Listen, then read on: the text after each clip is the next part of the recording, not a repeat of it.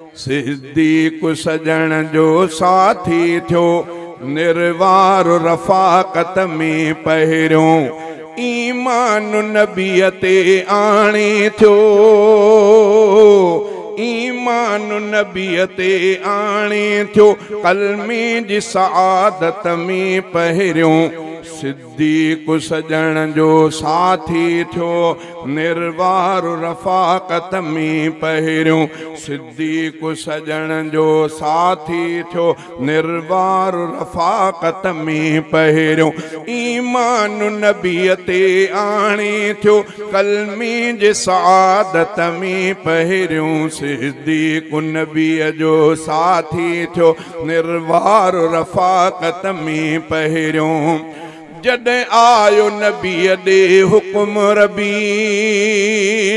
जॾहिं आयो नबीअ ॾे हुक्म रबी, इस्लाम जी कई तबलीग नबी, तबलीग करण वारे कम में हामी ऐं हिमायत में पहिरियों, तबलीग करण वारे कम में हामी ऐं हिमायत में पहिरियों ईमान नबीअ ते आणे थियो, कलमे जे सआदत में पहिरियों सिद्दीक़ नबीअ जो साथी थियो, निर्वार रफ़ाक़त में पहिरियों मेराज करे जो आयो मिठो, कुफ़ार कयो इनकार चिटो,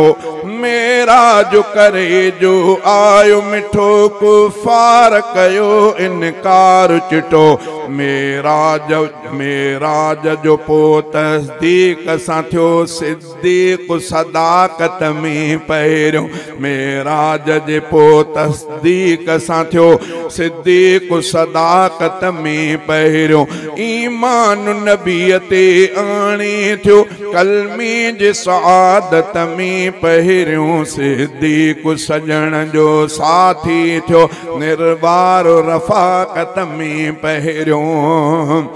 आका जो जॾहिं हो हुकुम थियो, आका जो जॾहिं हो हुकुम थियो, आका जो जॾहिं हो हुकुम थियो, हर यार खणी कुझु हाज़िर थियो,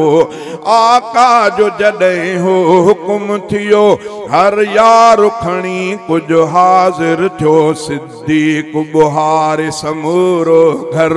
सिद्दीक़ बुहारे समूरो घर वयो बणिजी सखावत में पहिरियों सिद्दीक़ उमर तो छा आंदो मुंहिंजा साईं तव्हांजे हुक्म जी तामील कंदे पंहिंजे माल खे ॿिनि हिस्सनि में तक़सीम कर, अधो अधु कयूं, अधु साईं अल्लाह जे राह ते, अधु पंहिंजे कमकार में बचनि ॿारनि ते। सिद्दीक़ तो छा ते मुंहिंजा सोना बस अल्लाह अल्लाह जे रसूल जो नालो घर में गूंजे थो, जो कुझु आहे मेड़े करे हाज़िर कयो। चई थो आका जो जॾहिं हो हुकुम थियो, हर यार खणी, हर यार खणी कुझु हाज़िर थियो, सिद्दीक़ बुहारे समूरो घर वयो बणिजी सखावत में पहिरियों आ सोणे नबीअ ही हुकुम कयो, मुर्रू अबा बकरन जो कौल चयो। इमामुल अंबिया साईं जन आख़िरी ॾियारनि में मर्ज़ में बीमारी में साईं जन के कुछ तकलीफ़ हुई, पांजे हुजरे मुबारक में साईं जन फरमायो तो मानू ने नमाज पढ़ी आ, अर्ज कियो तो या रसूल अल्लाह तहां जो इंतजार था कर, पाण फरमायूं तो मुके पानी जो तमा वुजू कया, साईं जन वुजू फरमायो, वरी साईं जन पांजे ख्याल में वरी साईं जन फरमायो तो मानू नमाज पढ़ी न मुंजा साईं तहां जो इंतजार, टे दफ़ा ईअं थियो, टे दफ़े सां पोइ पाण फरमायो तो मुर्रू अबा बकरिन फलियो सल्ले बिन्ना, अबू बकर के हुकुम कियो तो मानुन के नमाज पढ़ाए।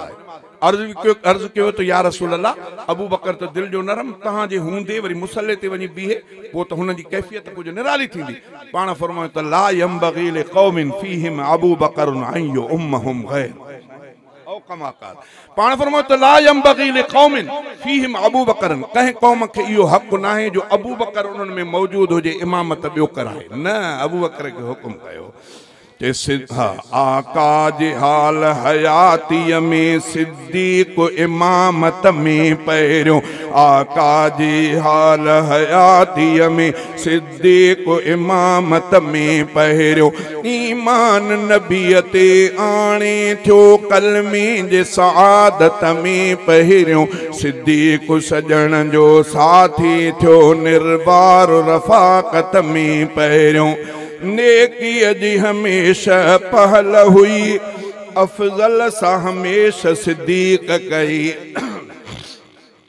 नेकीअ जी हमेशा पहल हुई अफजल हमेशा सिद्दीक़ कई, आका खां पोइ अब्बासी आ सिद्दीक़ खिलाफत में पहिरियों, आका खां पोइ अब्बासी आ सिद्दीक़ खिलाफत में पहिरियों, ईमान नबीअ ते आणे थियो कलमे जे सआदत में पहिरियों, सिद्दीक़ नबीअ जो साथी थियो निर्वार रफ़ाक़त में पहिरियों।